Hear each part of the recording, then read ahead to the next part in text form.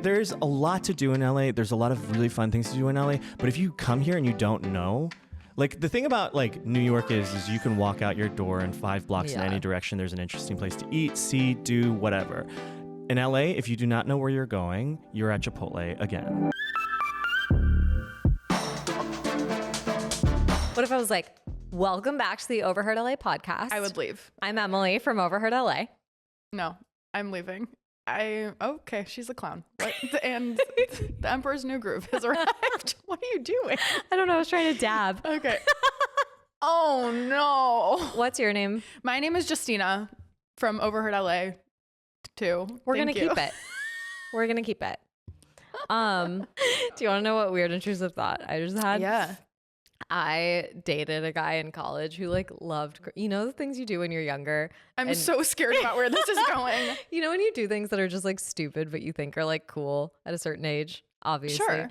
And this guy I was dating loved creme brulee. Like it was his favorite dessert. And so I was like, what can I do to be like the sexiest gift for him? I got this like nasty ass like creme brulee lotion from like Bath and Body Works or something. And I covered myself in it so that I would smell like creme brulee, so that I could take off my clothes and be like, I'm the creme brulee.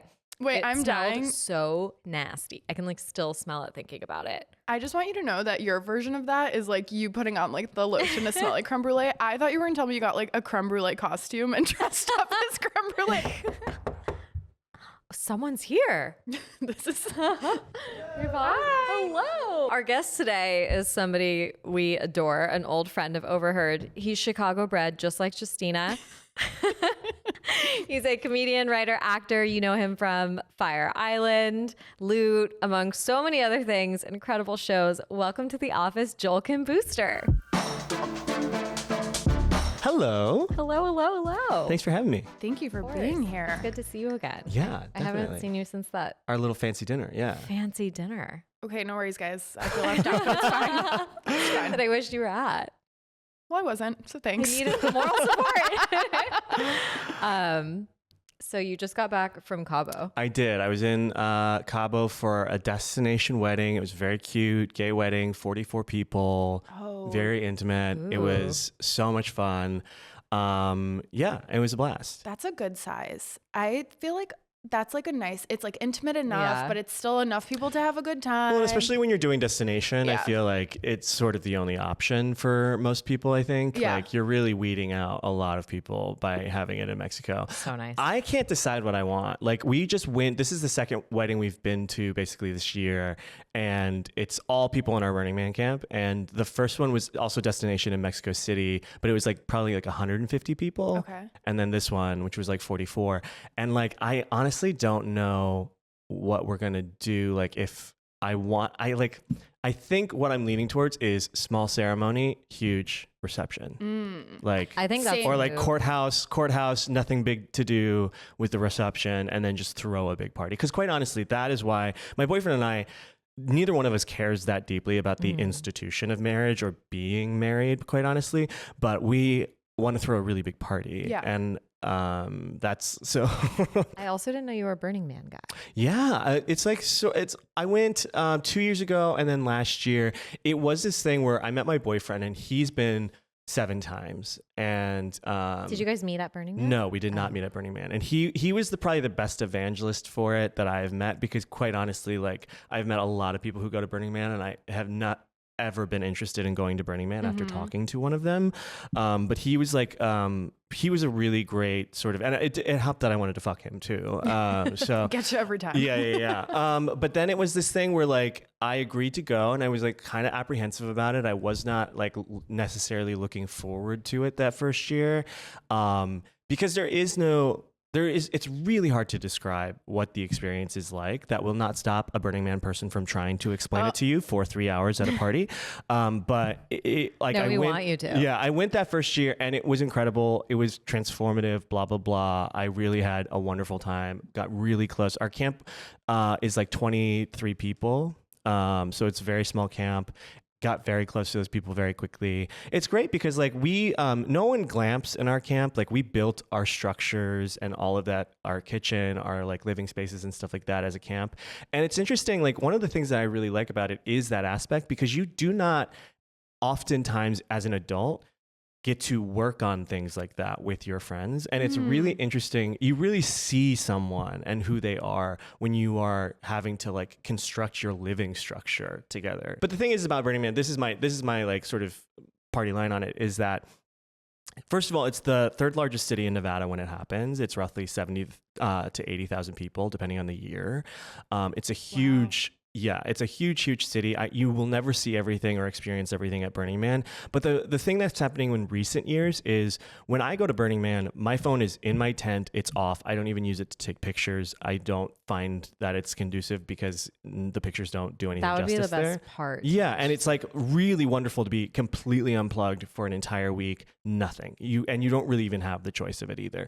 But now over the last couple of years, like a lot of influencers are going to Burning Man, and they are there for the content. They are figuring out how to get their content out there. And especially last year with the mud, when like the media was covering it and suddenly there was a lot of eyes on Burning Man, I think there's a lot of confirmation bias around Burning Man, because of course, like if the only footage you're seeing of this event is coming through the lens of some shitty influencer who's there to get content, then of course you're going to think it sucks. Like of course you're going to think it sucks. But again, it's a city. It's like any other city where there are people there that suck and there are a lot of people there that don't suck, and it's really easy to opt out of the people who suck. I feel like you just like maybe converted me. I know. honestly I feel like And my thing is I do not waste my time trying to convince people to go to Burning Man. I really don't, because but I think that's what appeals to me. Sometimes I'm like, I feel like they are really trying to attractive. Yeah. it's not just visually stunning, but just the idea that someone built this in the desert, some of these huge structures in the desert, and they're just planning on burning it down afterwards. It's like, it's really, it's like humbling in a way. And of course, like the partying is great. I will say like, it is one of my favorite sort of things about Burning Man, which sounds funny to say, is how poorly the undercover cops fit in at Burning Man. Wait, there's undercover cops? Oh, there's 3 law enforcement agencies at Burning Man. Oh, I didn't even know this. You do not do drugs out in the open at Burning Man. You do not ask people for their drugs. You do not like do any of this out in the open. You have to be pretty secret about it. You have to go into a porta potty. You do not do it. And like, because they have night vision goggles that they are like Are they wearing like outfits? They are wearing Amazon Burning Man outfits, like every single one of them, and they're always in pairs, and they always look so lame and bad, and all their shit is clean as fuck. So you just know that they don't belong. And I will never. And they're really like unsubtle about it too. Like they are the only ones doing quote unquote drugs out in the open. And like, because they're trying. Yeah, they're trying to like entrap you basically. Oh my God, that's and so like, funny. I remember like a couple times, like I saw these like 2 girls, and they were like, "Hey, do you want to bump?" And like they thought I was too fucked up to notice. They put like, they like poured something onto their hand to like do a little bump, but they didn't put anything on their hand to bump. And I was like, oh, there were no Like they drugs mimed there. it? They mimed it. Because they assumed we were too fucked up and They it was mimed the it was line. too dark to notice. And then my buddy brought this girl back to his tent, and they were vibing and whatever. And she got back to the tent with him, and she was like, "Hey, do you have like any drugs or anything, like any pills?" And he like that always, if you are experienced, that's like an alarm bell. Yeah. You're like, people don't do that here. And so he went back and got her some Advil, and then handed her the Advil, and then she was like, "No, I meant like, do you have any Schedule 4 drugs?" And he was like, "Okay, bitch, like who talks like that? Like Schedule 4? Schedule 4, like the legal sort Like of, she's in the DEA. Yeah, exactly. That's And hilarious. he was like, "The jig is up. Get the fuck out of here." Like, That's like 21 Jump Street. Yeah. shit. That's what I was Yeah. thinking about. and a misconception is at Burning Man, it's not bartering. It's not like, "Oh, I'll give you this iced tea if you give me a banana," or something stupid like that. The idea is if every camp is contributing something to the community, to the city, then we're all getting something out of it. And so it like, I can go to your camp and get free pizza because you're coming to my camp and experiencing our lounge or not, you know, it's just everyone is contributing to this ecosystem. So you don't have to pay for anything because it's all out there and it's being provided for. So got it. Yeah. I really think, well, first of all, I think you would thrive at Burning Man because your last name is Bernstein. So there's just, it's just like all the burn. Like I was when you said fuck the burn, I was like, oh my God, burn. Like Emily would thrive. I came up with feel the burn before Bernie Sanders did. Yeah, I just want to say I had it on a t-shirt. Lawsuit. I had it on a t-shirt in 2013 before his Bernie campaign. And then he came out like, feel the burn. And it was like, that's how dare you? You're like, yeah, feel the burn. That's I've been what saying, I've been saying. Yeah. I lost my train of thought, but I think you should be the spokesperson for Burning Man because I am now like, yes, this sounds so much more palatable than what has been served to me before. Yeah. Like it's been told. Well, because it's true. Like sometimes the loudest voices are like the douchiest ones. That I think is what turns off a lot of people too, is like when you meet somebody and like that's the only thing they care about. It's their only thing that they talk about.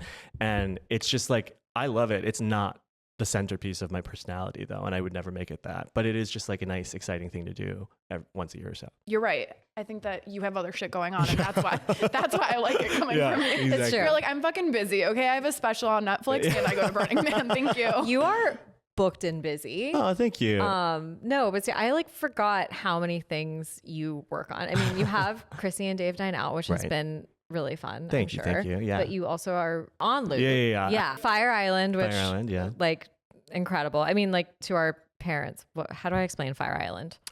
It's so good. Yeah. Like, well, the place or the movie are you trying to explain? No, the movie. The movie. Okay. What Yeah. you No, did, it's a place. Do not explain to my parents what Fire Island is. Sometimes we gotta like give some context. Yeah, it is. It's a rom-com on Hulu that is So an good. adaptation of Pride and Prejudice set on the gay mecca of Fire Island in New York. And it's funny talking about parents. Like my boyfriend's parents watched it the night that it came out, and there is it's a real window into a certain kind of way to live your life. And I think like they were very happy for me and they loved the movie, et cetera, et cetera. But his mom did tell my boyfriend like a couple weeks later, like, I think I learned a little too much about like how you guys vacation. Wait, I didn't know it was That's based hilarious. on Pride and Prejudice. Yeah, it's an adaptation of Pride and Prejudice. So if it's like, obviously That's so it's cool. in the way that Clueless is Emma, so it's a lot of like, if you're really paying attention, you can see sort of the parallels in the plot structure and stuff like that and the characters. But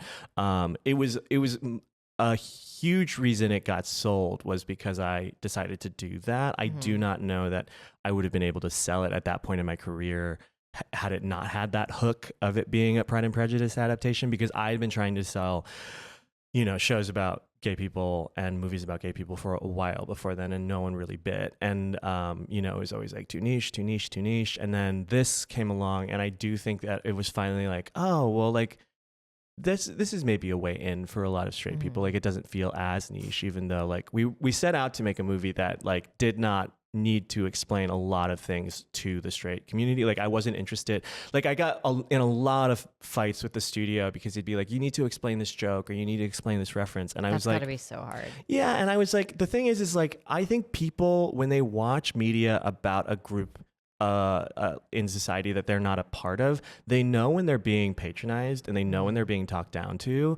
And like, I personally, like when I watch movies about cultures that are different than mine, I prefer the ones where like, yeah, I know it's not all going to be for me. Like sometimes I have to Google shit. That's okay, because the authenticity is way more important to me than like me as like, like when I watch stuff about like the trans community, like it's totally fine that my experience is like a cis white gay guy, or I'm not white. Oh my God, that was a Freudian slip. A cis gay guy doesn't need to be completely for me to enjoy it. Like sometimes, and the authenticity of it, like when it's really specific, that's like when you can actually relate to it more, I think, than trying to like water it down so that everyone gets it. Everyone can, connect to it. I just didn't want to make that kind of movie. And so I'm lucky that I think the Pride and Prejudice stuff really gave me a lot of cover to do hyper specific like things and like talk to my community or people, so.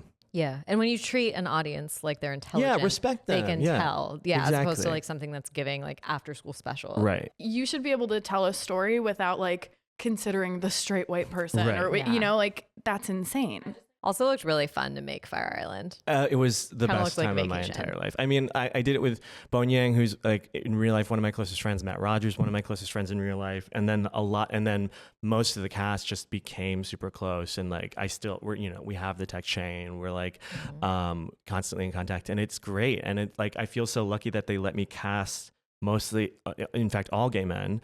And one non-binary person in the movie, and like that just made it was so much fun to make. It was so hard to take a lot of it seriously because we were just having a blast the whole time.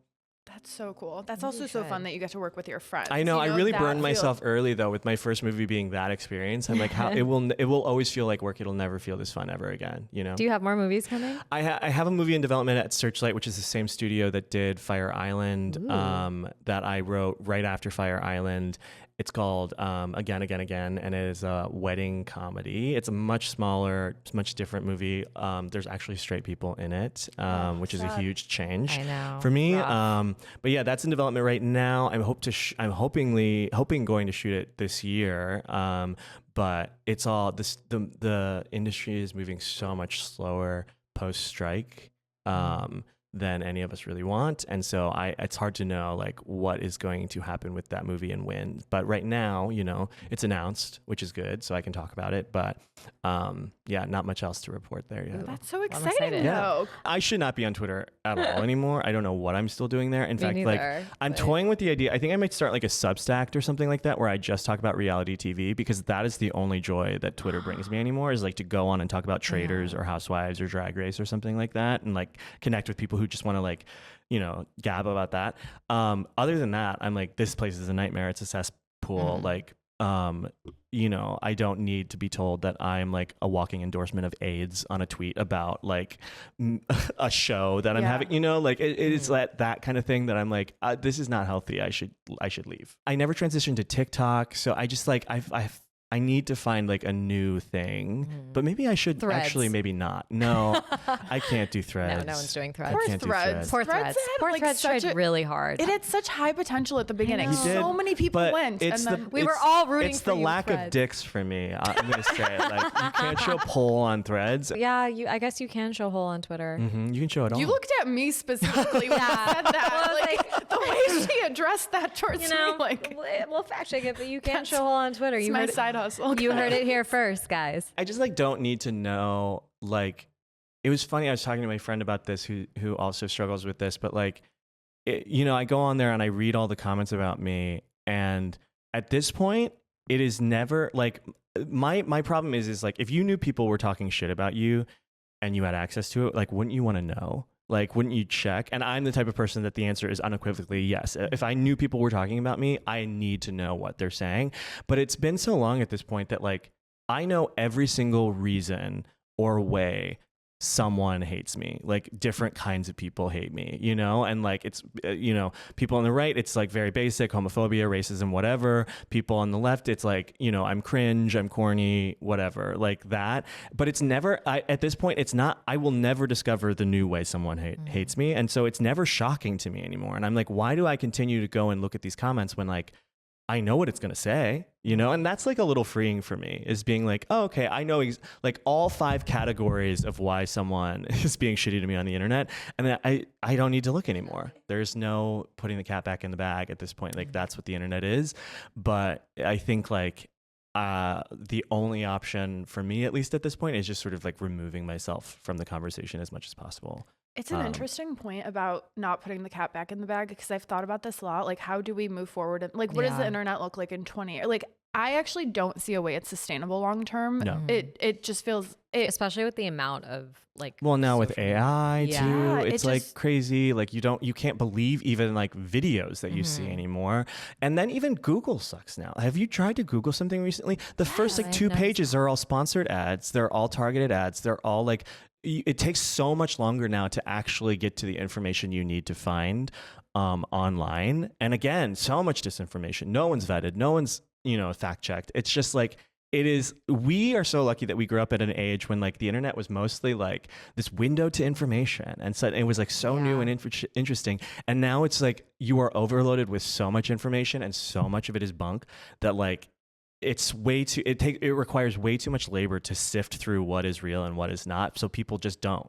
And people don't. Which then that and also scares me. I think about that all the time. I feel so lucky. Like we're all like pretty much the same age. Yeah. But I feel so lucky that we got a childhood like without it. Like Right. we came of age like in that one little window where we got to experience the internet as adults, but like not really as children, and our parents weren't in it like on phones. Like, well, you know, and it's interesting that they're saying that like millennials are actually easier. It's easier for millennials to adjust to new technology than even Gen Z, because we were the first generation that had to quickly adapt and learn all of these new systems and functions and like interfaces and stuff like that. And for Gen Z, like they've had smartphones since the beginning. And so like the little changes throw them off more than throw us off, because we were used to having to learn all of the new stuff, and they're we've not. lived through Right. too much shit. We had to go from AOL to like to the real MySpace to Facebook. Wait, I was just thinking, did you guys ever participate in AIM chat rooms? Oh yeah. Yeah. Where is that information? Like, do you guys think that's logged on here? Because I hope I it hope is not. locked and buried and burned and gone forever. like because who let that? I feel like is the like millennial secret that nobody talks about frequently, where I'm like, ASL. we were being crazy. we were being crazy, talking to 35-year-old men, like we were pretending to be pretending to be like a 16-year-old girl in my No. case, like the whole nine. Yeah. It was bizarre. I thought you were gonna say, did you guys ever participate in Neopets? Oh, hilarious. I was heavy into Yeah. Neopets also. Like that's how I learned about the market economy. Oh my God. You I know? mean, yeah. Like that's better than an education. We did really come of age on the best internet. We like really there's did. no Neopets now. No, none Yeah, of it. it's a sad. If there was a Neopets now, it would be like a subscription that you have to pay for monthly and you can't Exactly. own it. And like that was free. Yeah. That And then was free. it would somehow be connected to Bitcoin too. Yeah. Like, it You've would- got like 6-year-old kids being like a Bitcoin. What was Yeah. that? Wasn't there like, there was like a tree where you'd like go get your food. Mhm. I don't know that These much are about like Neopets. such visceral memories to me. Oh my Yeah, God, no, I was for in sure. it. And The Sims. I mean, Oh, that wasn't on huge. the internet, Sims was but great. Huge. yeah, we're gonna play a game about annoying people on the internet. Great. I can't wait. So, since you're like so big on the foodie scene, I was thinking of like restaurants. You know, you've been all the cool places.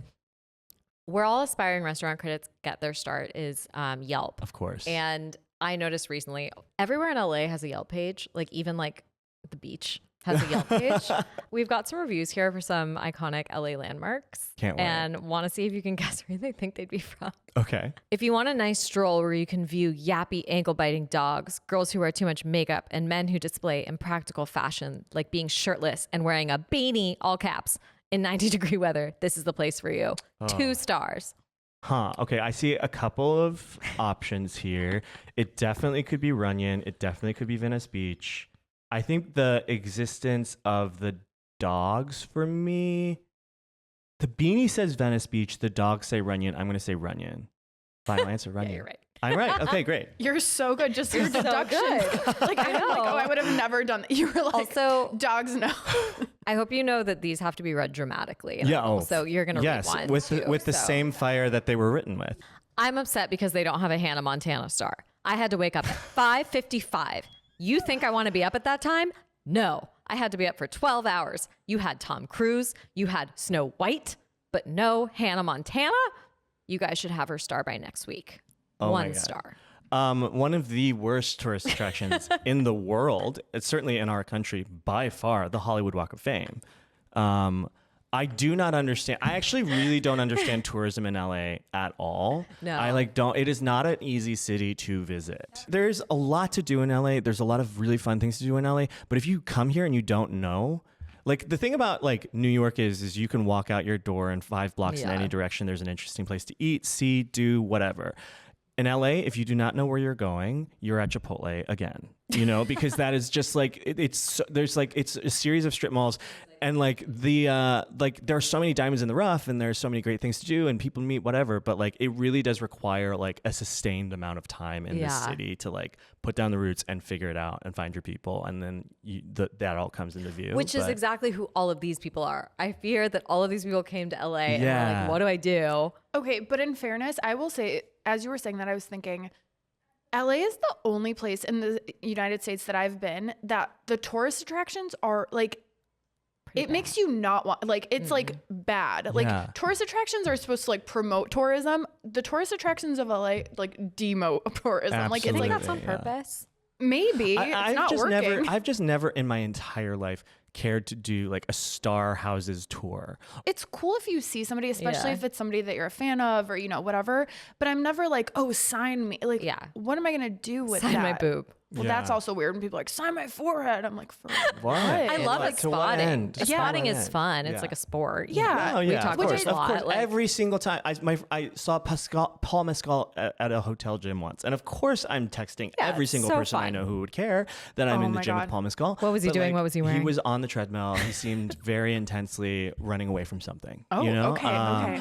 But no, and it like it's like funny and interesting, but like it's not like I wasn't like gagged and like gonna go up to him and like try and get a picture or like you know, I was like, what would that interaction even look like? But I have too much social anxiety to same. ever do that. Also, like I could not.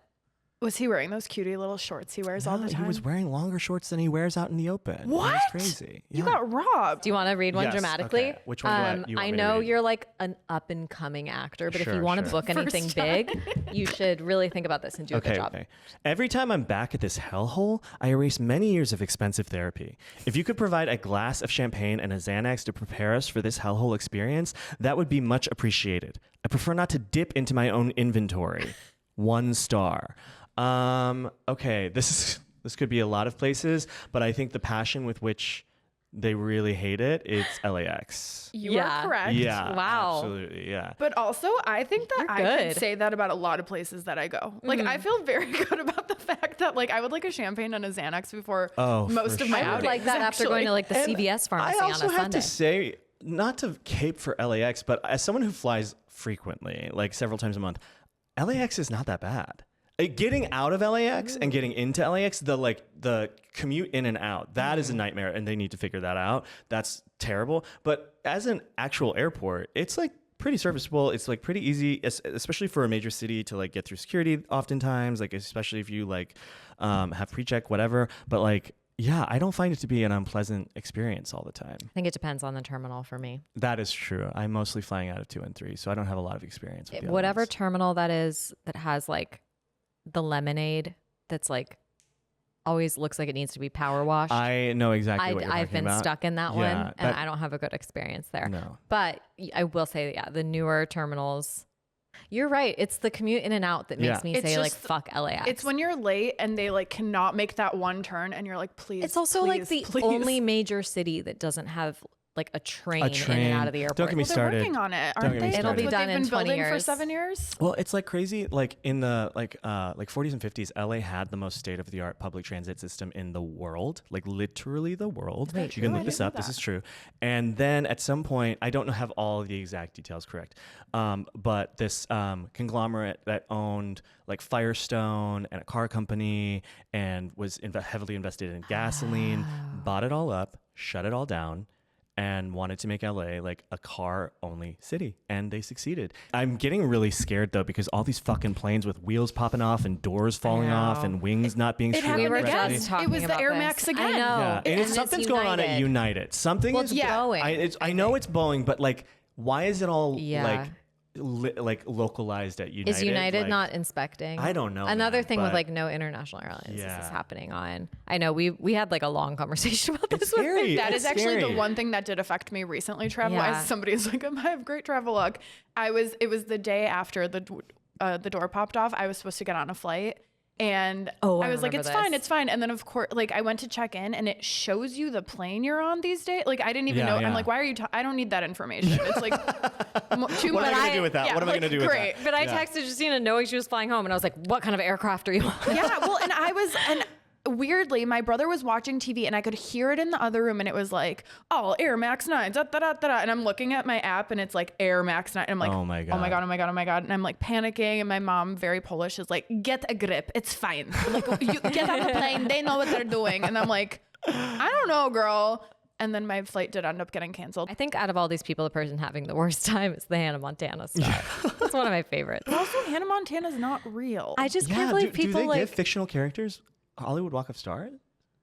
Or Well, I Oh, guess that's they had interesting. Snow White, which is what this person's gripe was with. I want to fact check that. yeah, Me I too. don't think that's I don't want to Do lie. fictional characters have? Because how did they do? Okay. Oh, okay. Okay. Kermit the I Frog guess, has like, a star.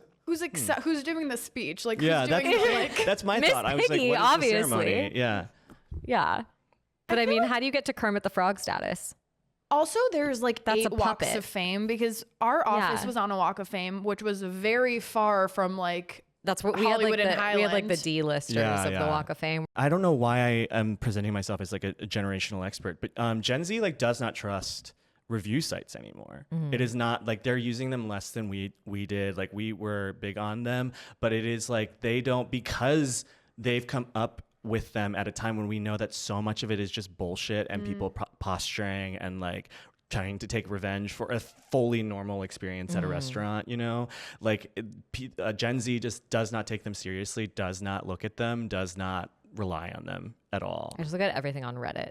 Yeah. Oh, Literally Reddit? anything I Yes. need, I type in Yeah. doctor Reddit who is will my do new this Google. Reddit. Yeah, like, for it's sure. the only place. you are a big Reddit girly. I'm not Talk even about Reddit just a for lot. stuff like that. No, I know, Like, but you opened my eyes. I didn't Incredible know much about resource. Reddit, and Yeah. I'm now like starting to it's go like down the the only rabbit hole. trustworthy place on the internet It really in a weird is. way, It even though really it's is. also full of Yeah, shit exactly. posting. Also full of lies and deceit. But I was talking to this like 24-year-old on Grindr a couple months ago, and we were like going back and forth, and I was getting late, and I was like, hey, like I have to go to bed, we can't hook up, whatever.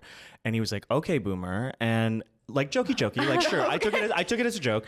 And so I like slightly lightly ribbing him back was like, yeah, I may be a boomer, but I at least I look younger than you do. And again, jokey. I thought we were having fun. He shot back with, yeah, well, acne scars will do that for a person. And I was like, I literally gasped out loud, and I was like, okay, wow, you took that from like light shade to devastating read really quickly. I was like, whoa. I was like, Did you say anything back? You No, blocked? I didn't. Blocked. I was like, well, we're definitely not hooking up now. I was like, you took this to a deeply personal place. Like after, it was That is crazy. so rude. I was like, this is like fun, playful banter, and then it became like, oh wow, you zeroed in on my greatest insecurity. Yeah, that's why. Like to somebody you don't even know, you're like, hello, we're strangers.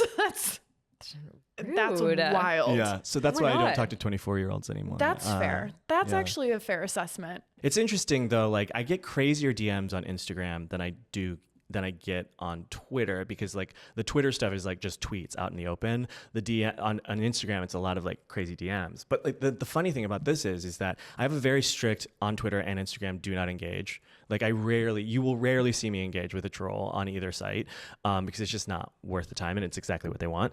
But every time I'm like fucked up a little bit and like feeling a little saucy and do respond to someone who sent me a crazy ass DM, I usually say something along the lines of like, what was your hope for this message? Like, what did you hope I would do? They after never think reading you're actually this? going to respond. Exactly. Yeah. Every single time they're like, oh my God, I can't believe you saw this. I'm such a huge fan. I'm so sorry. Like, I was just like, blah, blah, blah. And then it just becomes evident that they do not see you as like a person. You're an idea to Yeah. them. And then as soon as you respond to the message, they fold like fucking, origami. It's crazy. But it's so interesting to me that like they genuinely realize do you're a not, person. they do not think someone is on the other side reading it. And like, it's just for them like a way to vent, or, again, like searching for ways to have a little bit of power. And like, it's bizarre. That You makes should- me sad. Like, I don't think they should do it because obviously you are the person on the other end. There is a human on the other end, and it sucks to get it. But it does also make me sad that like that's where society, Yeah. like I want like a whole thesis on this. Like I feel like there's like a well, it's like, can you There's, like, a imagine like if that's the paper place brewing you in were my in head. where you were like, the place that I need to find control is like saying something shitty to somebody on the internet. That makes me sad, Yeah. But they shouldn't, and I'm not like, there's so go many do of them. that. So anyway, we're not gonna fix that today, guys. I thought we were. Joel will. I was promised that I came to Santa Monica and this would be fixed by the time I left. Yeah. Joel is the By voice the of a time generation. by the time you get home. Yeah. Yeah. Give us a little bit of extra time. Okay. Speed round. Okay. You pick let's do first. this. Okay, worst first date story. Worst first date story was this like barely counts as a date. I'm not a big dater. I never was. But a hookup. Yeah. Nice. I went over to this guy's house. It was like the third day I lived in New York. Met on an app, and I got there, and he was like, "Hey, like, so excited to hook up with you. We do have to do it in the living room though, because my husband's home. Not the problem. I knew that he was in an open relationship. He was like, my husband's home, and he's like kind of racist, and I was like." Whoa, wait, what? Also, what is kind of racist? I know, and I was like, wait, so racist that like I can't fuck in your bedroom? Like I was like, why isn't he in the living room? And also like, how scared do I need to be in this situation? And then like I sort of sat there and I was like, he's like, do you want some water? And he went to go get me some water, and then he came back with the water, and I was like, yeah, I gotta go. Like, and that is so rare for me. Like I am usually someone who just is like, all right, let's do this. Like even if the vibe is bad, which I probably shouldn't say on a podcast, but no, that was like one of the rare cases where I was like, I need to remove myself from this situation. Those vibes are pretty bad. And get out of here, because that's crazy. I don't know what that meant. Yeah, like kinda. I have so many follow-up questions to that. Like I know this is speed round, but what? Yeah, wild. Wow. This must have been like 2013, and I do think that like what he meant in hindsight is my husband isn't into Asian guys. I don't think I was like in danger. I don't think he was like racist in a like I hate Asian people in general. Like if I see one, I'll flip. I think it was like my husband doesn't want to be a part of the hookup because he's not sexually into Asian guys, but just he phrased it as my husband's kind of racist, so we have to do it in the living room. And I was like, and in that moment, I was like, I fully was like, he's in a Klan hood, like in the next room, you know? He's sitting in the bedroom, like full white sheet. The sheet is on exactly. I always like Freaky Friday. Oh yeah. If you were like, who are you Freaky Fridaying with? Oh, who would I Freaky Friday with? That's a really interesting question. I think like right now, I would Freaky Friday just for a day. With Emma Stone, man. She just won an Oscar. She seems like top of the world, smart, cool chick, like hot. You know, like always wanted to live a day as a hot woman. I think that sounds amazing to me. Yeah, so I guess Emma Stone for sure. I love her. Every time Really she do love speaks, her. I remember how much I love her more, you know? Speaking of like, there, like no monoculture, no celebrities, like I think like the closest thing we have to like a Julia Roberts, which they don't make them like that anymore, is Emma. Like I think Emma is sort of the closest thing we have to it right now. It's like a movie star who is like America's sweetheart and all of those things. I love that. I would have never considered like that pathway, but yes, I think you're right about that. Yeah, she really is like, because no one finds her annoying. Like that's the thing about like some of these great actresses is that like, you know, they get like these reputations for being cringe or corny or like Anne Hathaway, who I think we have come full circle back around and like forgiven, and like I don't know, like the theater kid energy of it all I think turned a lot of people off. But with Emma, it's weird, like cool girl energy, but not too cool that you think she would like be rude or mean or a diva or anything like that. But She still just earnest. seems like normal and like yeah. Have you met her? I have, yeah. Oh, is yeah. she as She cool as seems we very want? normal and cool. Yeah, like Amazing. again, like just doesn't like give off the vibe of like I'm an A-lister. I need to be separated from. What if you were like, well, I have met her and she's a huge bitch? Yeah. No, it's always really good to hear something. That's a great cool. Freaky Friday. It's a good Freaky Friday. She's having a really good Moment for sure. yeah. Ever since Easy A. I was going to say, I think she's always having a good moment. I think one of my favorite Emma Stone movies. It's a good Wait, one, that for was sure.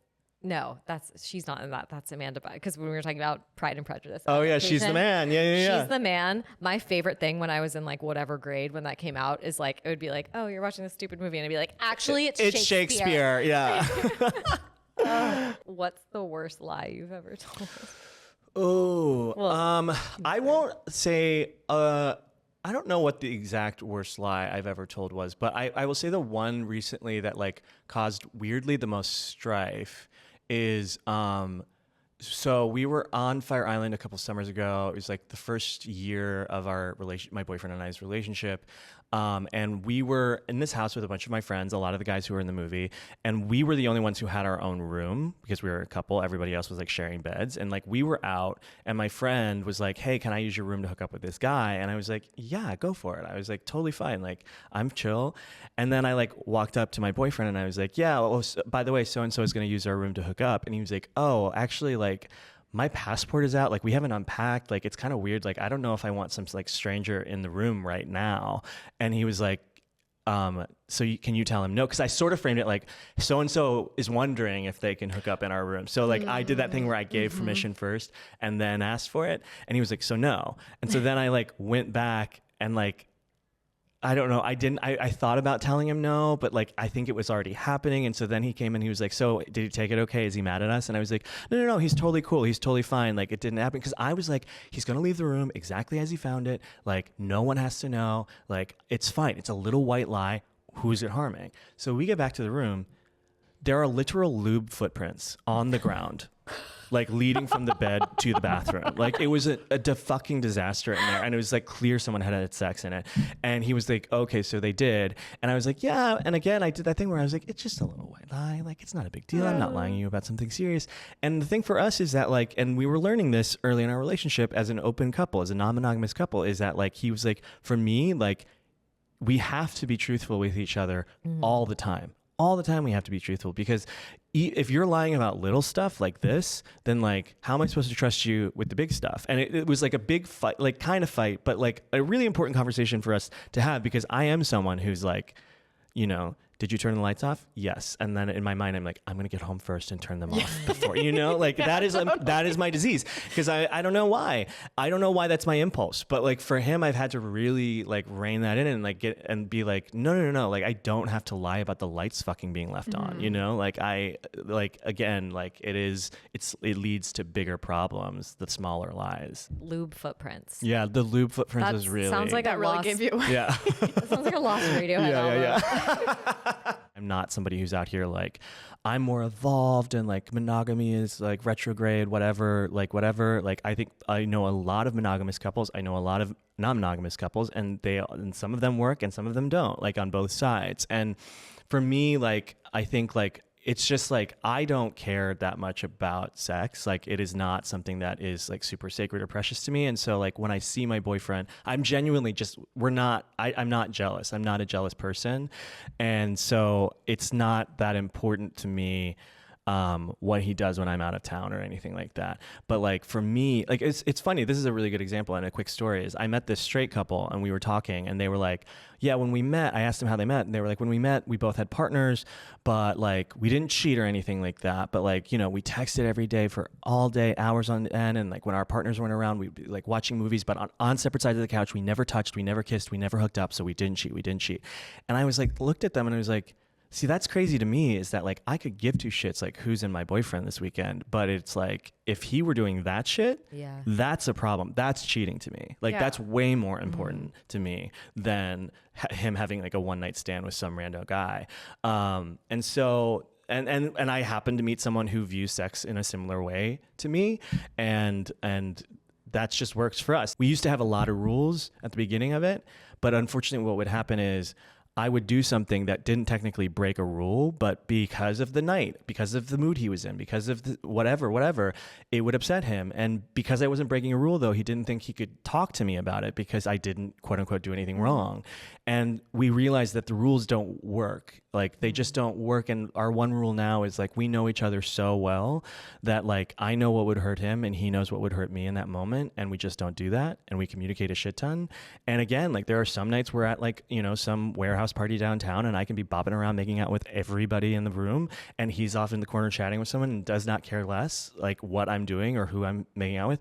And then there are nights when he needs me to be like his boyfriend and like be attentive, and like there's not a way to like make a rule so that it's, because it changes day to day and with the context. It does create and such a like healthy dynamic of communication. Yeah. Oh my God. No, we talk so much and like come together and reset, like, you know, and who knows if it's forever, like, you know, but again, like, we talk about it a lot. And I think that's the important thing. For sure. Thank you for sharing. This was so fun. We adore you. Yeah, this was a blast. Before we wrap up, tell everybody about your exciting things. Loot is out. Loot season 2 is out now. You can check that out on Apple TV. Chrissy and Dave Dine Out is on Hulu. The whole show is out there. You can follow me on Instagram and Twitter if I'm still on at the time this is published. At I Hate Joel Kim. Yeah, I know. If all this goes well, then you will not be able to find me on Twitter. I'm also, but when I get off, I'm just gonna ghost. I might not delete delete my account, but I'm not going to make some big proclamation of like, I'm leaving Twitter and here's why. Like, just go, bitch. Yeah, like, I really hate just that. leave. It's like the announcing you're leaving a party thing. Exactly. Yeah, no, just go. Nobody cares that much. But yeah, so you can find me at I Hate Joel Kim on most social media. Perfect. Even though we love Joel Kim. I got there before the handle. haters could. Yeah, that's a good handle. Yeah. That is really I like smart. that a lot. Okay, well, that we is could our talk to you show. forever. Same. We always get really sad at this part. No, Like Christina's our face. friend's leaving and we have to go back to work. This is really sad. Do you want to say toodles in a really sad voice? Toodles. Toodles.